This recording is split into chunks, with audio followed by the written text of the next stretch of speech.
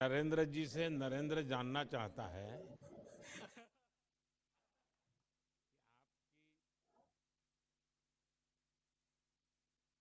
आप अपने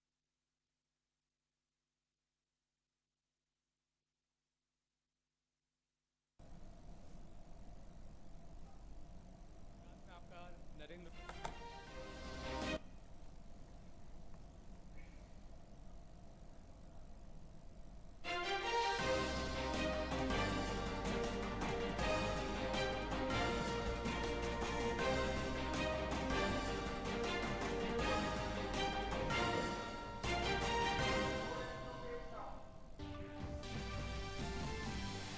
वज़ीर-ए-आज़म नरेंद्र मोदी ने 500 से ज्यादा अजला के महरूम तबकात से की बातचीत। समाजी तरक्की और रोजगार पर मबनी अवामी फलाह बहबूद के पीएम सूरज पोर्टल का किया इफ्तिताह।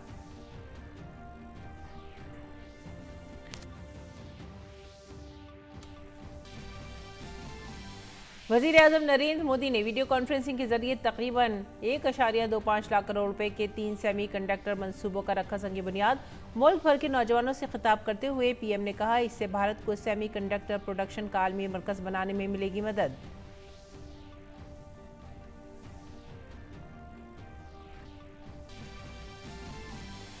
वज़ीर-ए-आज़म मोदी की सदारत में मरकजी काबीना के कई फैसले। दिल्ली मेट्रो मरहला 4 प्रोजेक्ट के 2 कॉरिडोर को मिली मंजूरी। 8,400 करोड़ रुपए की लागत से 2 कॉरिडोर किए जाएंगे तामीर।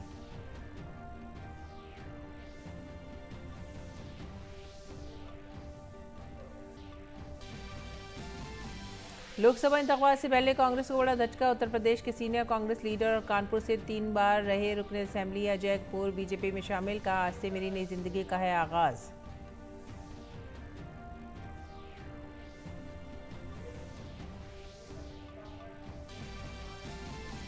हरियाणा में एक बार फिर बीजेपी की हुकूमत। नायब सिंह सैनी हुकूमत ने फ्लोर टेस्ट किया पास। तजवीज़ 100 वोट से मंजूर।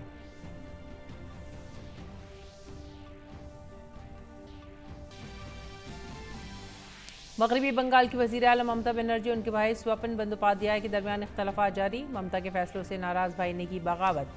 ममता ने अपने भाई को लालची कहकर ताल्लुकात खत्म करने का किया ऐलान।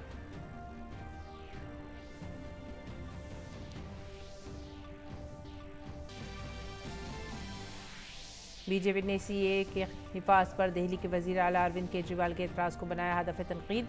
बीजेपी के सीनियर लीडर रविशंकर प्रसाद ने केजरीवाल की मंतक को बताया अजीब। कहा, सीए ना किसी की नौकरी छीनेगा ना ही किसी की शहरियत।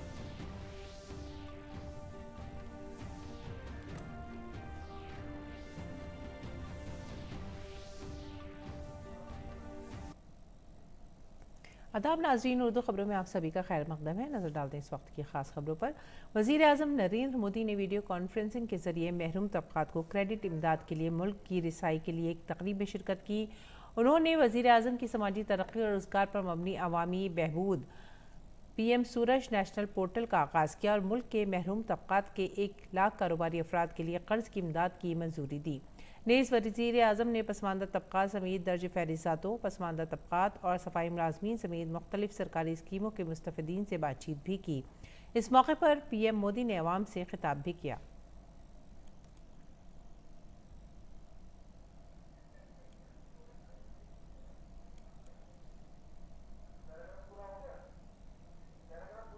वज़ीर आज़म ने पसमानदा ग्रोहों के मुख्तलिफ सरकारी स्कीमों के मुस्तफ़ीदीन से भी बातचीत की, जिसमें दर्ज फहरिस्त ज़ातों, पसमानदा तबकात और सशता कारकुन शामिल हैं।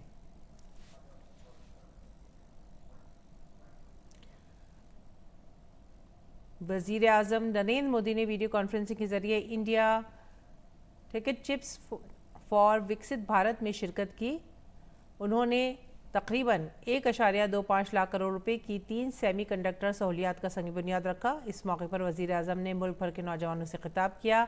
इन तीनों सहूलियात के क़याम से सभी सेमी कंडक्टर इकोसिस्टम मजबूत होगा और नौजवानों के लिए रोज़गार के मौक़े पैदा होंगे। वज़ीर आज़म का विजन भारत को सेमी कंडक्टर डिज़ाइन, मैन्युफैक्चरिंग और टेक्नोलॉजी की तरक्की के लिए एक आलमी मरकज़ के तौर पर कायम करना है, ताकि मुल्क के नौजवानों के लिए रोज़गार के मौक़े बढ़ सकें। इस विजन के मुताबिक Dholera special investment region DSIR Gujarat में सेमीकंडक्टर फैब्रिकेशन सहूलत की तामीर, मोरेगांव आसाम में outsource semiconductor assembly and test OSAT की सहूलत और सानंद गुजरात में outsource semiconductor assembly and test OSAT सहूलत का संग बुनियाद रखा। पीएम ने कहा कि made in India chip Bharat को खुद कफील बनाने में मदद करेगी।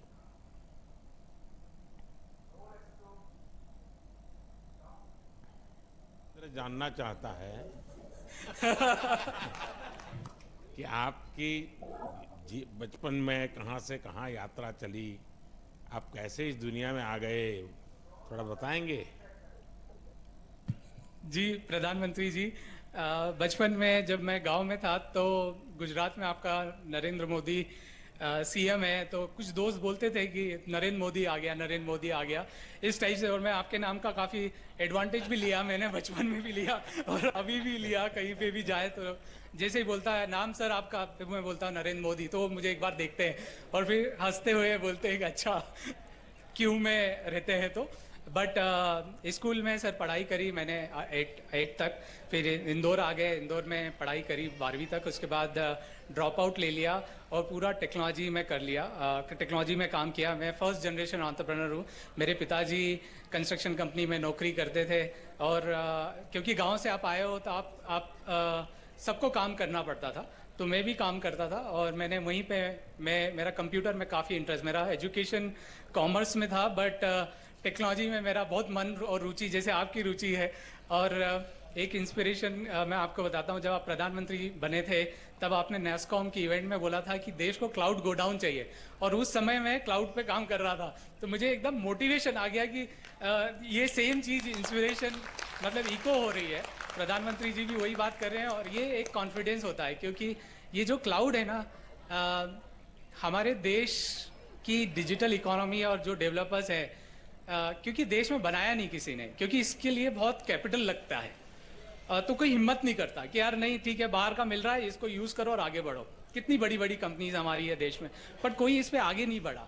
बट आपकी जो प्रेरणा और इंस्पिरेशन से कहीं ना कहीं कोई गांव में बैठा नरेंद्र इंस्पायर होता है, ये तो बात पक्की है, और वही मेरी ग्रोथ स्ट्रेटेजी है सर।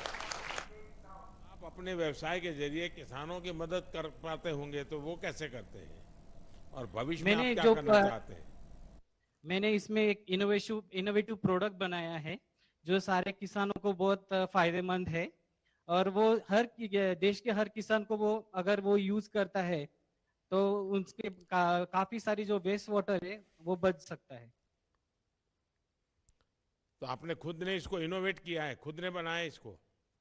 हाँ, ये इसको मैंने खुद बनाया है और इसके लिए मुझे भारत सरकार से पेटेंट मिला है। मतलब आप किसानी भी करते हैं, जल संरक्षण करते हैं, एक प्रकार से आप तो पर्यावरण का भी काम कर रहे हैं, दोनों काम कर रहे हैं। Yes sir. अगर कृषि क्षेत्र में कोई उद्यमी आना चाहे तो आप उनको क्या सलाह देंगे? भारत एक कृषि प्रधान देश है और मैं ये नवीन जो भी नए उद्योजक है उनको बोलना चाहूंगा कि आप भी ऐसी स्कीम का बेनिफिट्स ले और अपना फायदा करें।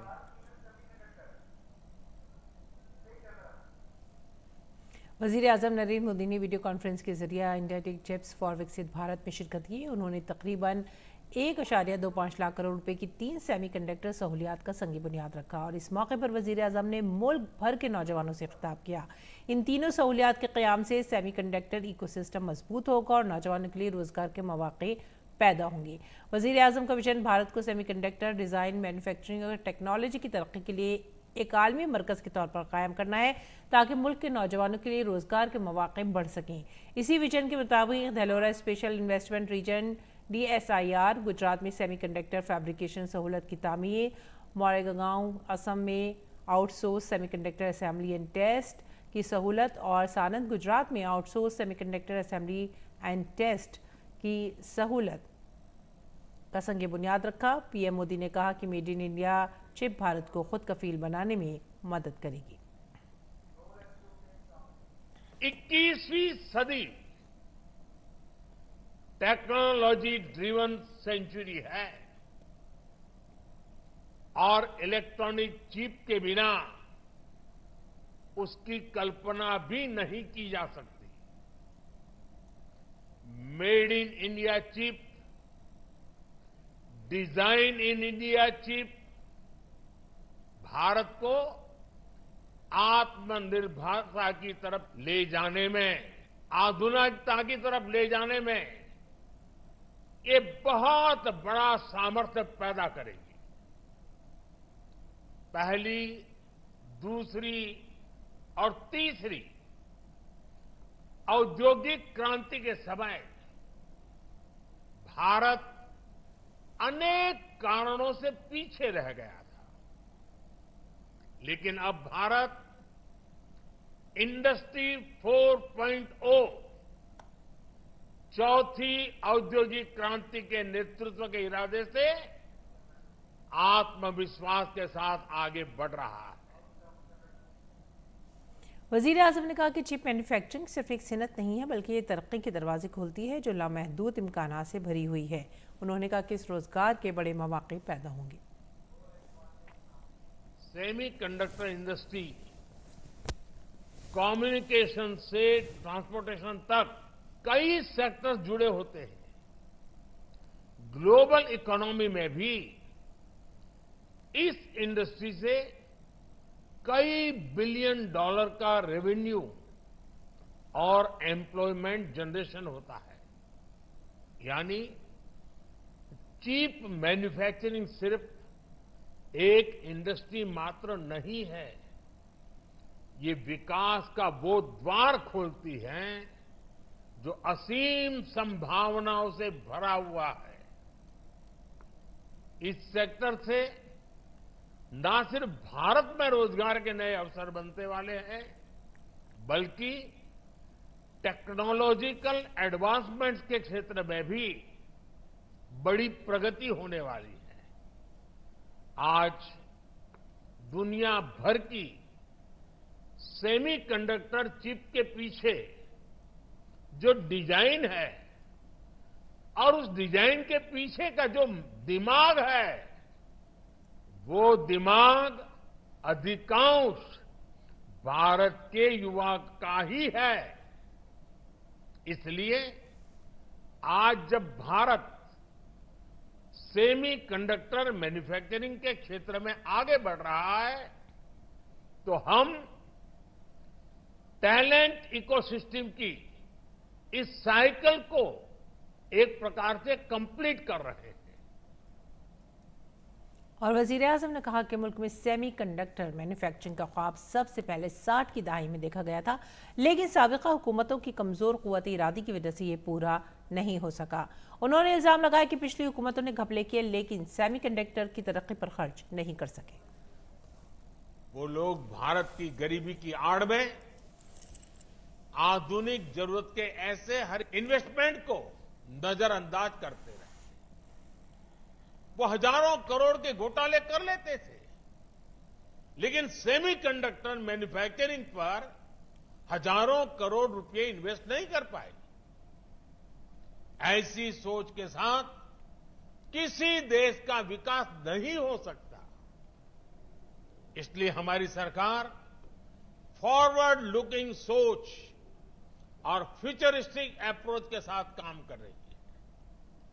आज हम सेमी कंडक्टर मैन्युफैक्चरिंग में उन एम्बिशंस के साथ बढ़ रहे हैं जो विकसित देशों के साथ कॉम्पीट कर सके।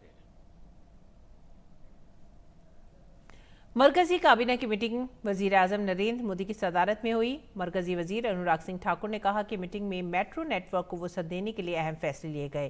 काबीना ने दिल्ली मेट्रो फेज 4 प्रोजेक्ट के 2 कॉरिडोर यानी लाजपत नगर से साकेत जी ब्लॉक और इंद्रलोक से इंद्रप्रस्थ तक 8,399 करोड़ रुपए की कुल प्रोजेक्ट लागत को मंजूरी दे दी है। मरकजी वजीर अनुराग सिंह ठाकुर ने कहा कि आज 2 नए मेट्रो कॉरिडोर को मंजूरी दी गई है, जिन पर 8,400 करोड़ रुपए का खर्च होंगे। लाजपत नगर से साकेत जी ब्लॉक तक तकरीबन 8.4 किलोमीटर लंबी मेट्रो लाइन होगी। इसके 8 स्टेशन होंगे। दूसरा इंद्रलोक से इंद्रप्रस्थ तक ये तकरीबन 12.4 किलोमीटर की मेट्रो लाइन होगी। ये मार्च 2029 तक मुकम्मल हो जाएगी। 2 नए कॉरिडोर्स को अनुमति मिली है, जिनके ऊपर 8400 करोड़ रुपया व्यय होगा। लाजपत नगर से साकेत जी ब्लॉक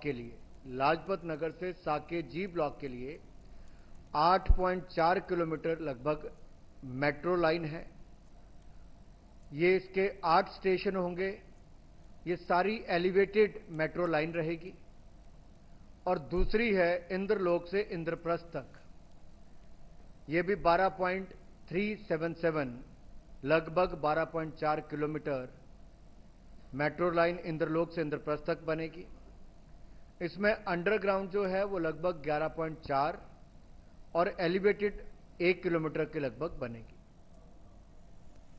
बीजेपी ने अरुणाचल प्रदेश असेंबली इंतखाबात के लिए उम्मीदवारों की फहरिस्त जारी कर दी है। फहरिस्त में तमाम 60 नशिस्तों के उम्मीदवारों के नामों का ऐलान कर दिया गया है।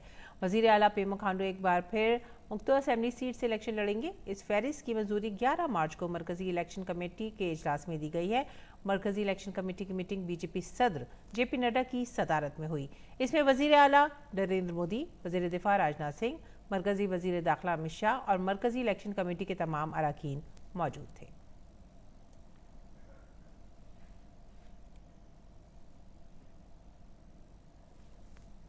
अगली खबर हरियाणा से। हरियाणा की नई नायब सिंह सैनी सरकार ने फ्लोर टेस्ट में कामयाबी हासिल कर ली है।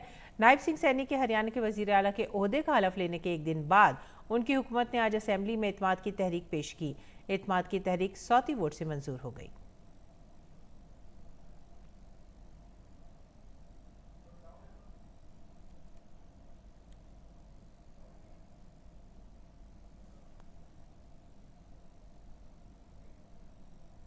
और लोकसभा इंतखाबात से पहले कांग्रेस को उत्तर प्रदेश के कानपुर में बड़ा धचका लगा है। कांग्रेस से 3 बार मेंबर असेंबली रहे अजय कुमार बीजेपी में शामिल हो गए हैं। बीजेपी में शामिल होते वक्त उन्होंने कहा कि आज से मेरी नई जिंदगी की शुरुआत हो रही है। ये जीवन के, मैं तो ये मानता हूं कि नए जीवन की शुरुआत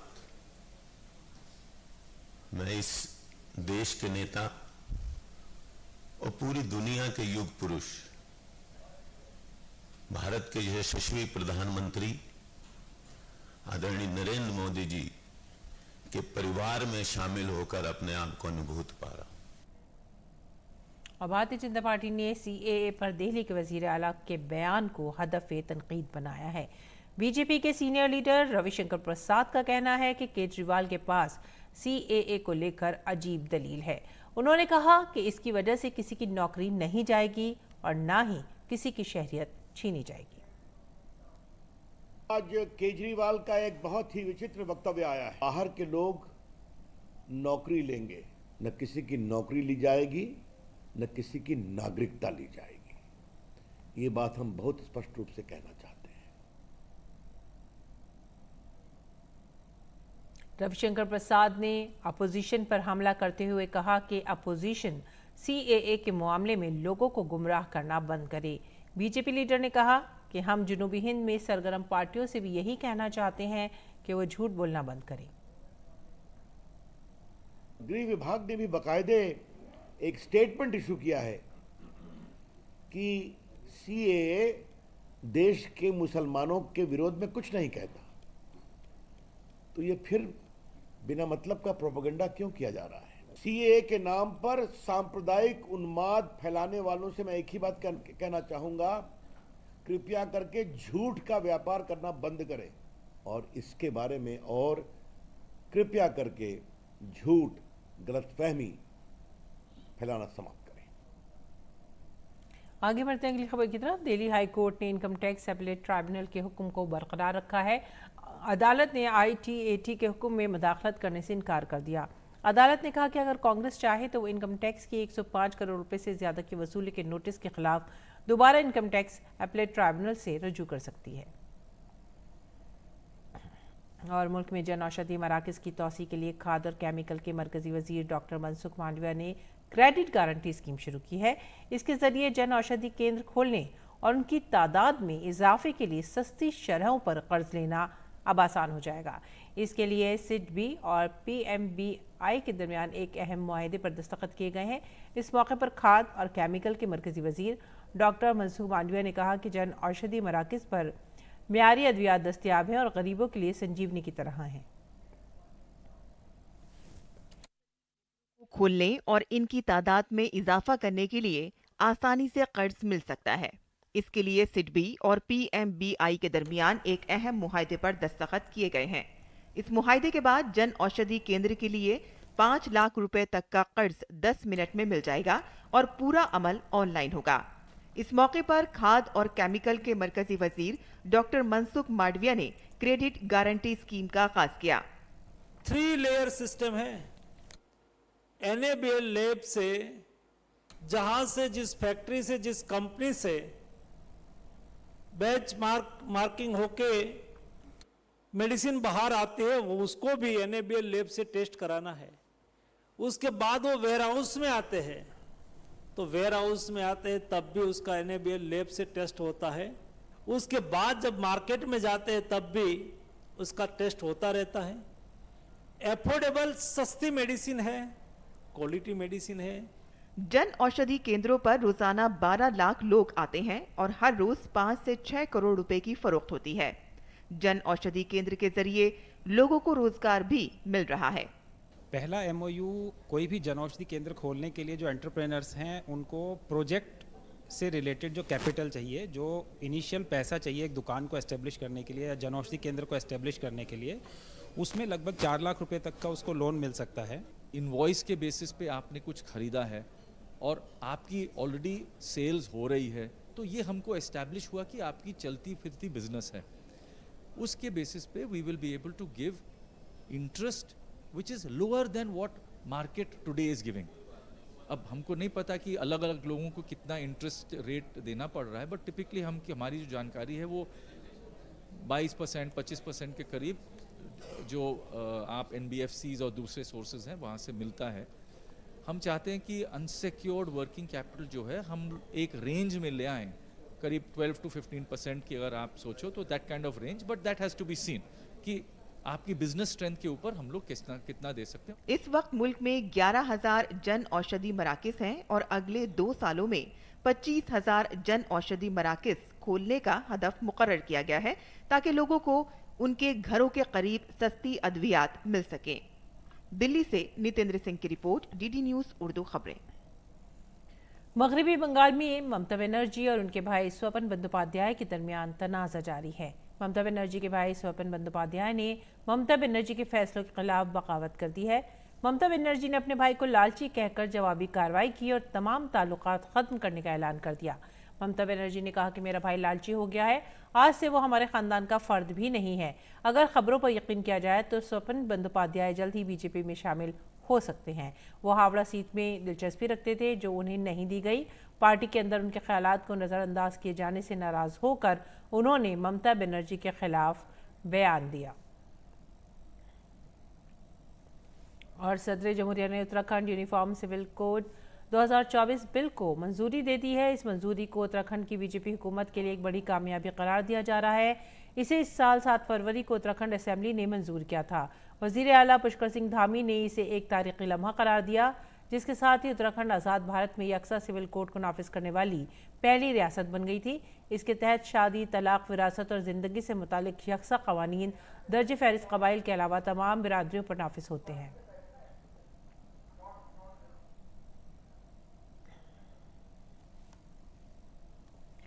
और नायब हुकूमत को आज हरियाणा असेंबली में अक्सरियत हासिल करनी है। हरियाणा के वज़ीर आला नायब सिंह सैनी ने आज रियासती असेंबली का एक रोज़ा खुसूसी इजलास बुलाया है, जिसमें वो अपनी अक्सरियत साबित करेंगे। हरियाणा में नायब सिंह सैनी हुकूमत के फ्लोर टेस्ट पर साबिक़ वज़ीर दाखिला और बीजेपी लीडर अनिल विज का रद्दअमल सामने आया है। अनिल विज ने कहा है कि हालात बदलते रहते हैं, लेकिन मैंने हर हाल में बीजेपी के लिए काम किया है। मैंने अब तक जो कुछ किया है इससे ज़्यादा करूँगा। मैं भारतीय जनता पार्टी का अनन्य भक्त बदलती रहती है, लेकिन मैंने हर परिस्थिति में बीजेपी के लिए काम किया है और अब भी करूंगा, पहले से कई गुना ज्यादा करूंगा। न्यूजीलैंड के नायब वज़ीर आज़म विंस्टन पीटर भारत के दौरे पर हैं। आज नायब सदर जगदीप धनखड़ ने न्यूजीलैंड के नायब वज़ीर आज़म से मुलाकात की। नवंबर 2023 में न्यूजीलैंड में नई हुकूमत के क़याम के बाद नायब वज़ीर आज़म विंस्टन पीटर्स का ये पहला भारत का दौरा है। विंस्टन पीटर्स वज़ीर ख़ारजा एस जयशंकर की दावत पर 10 से 13 मार्च तक भारत के सरकारी दौरे पर हैं।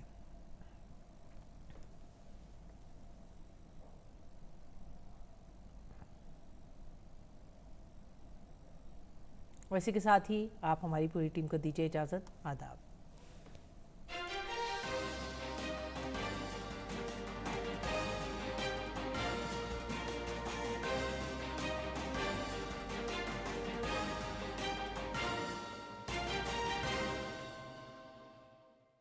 कहानी गल सुन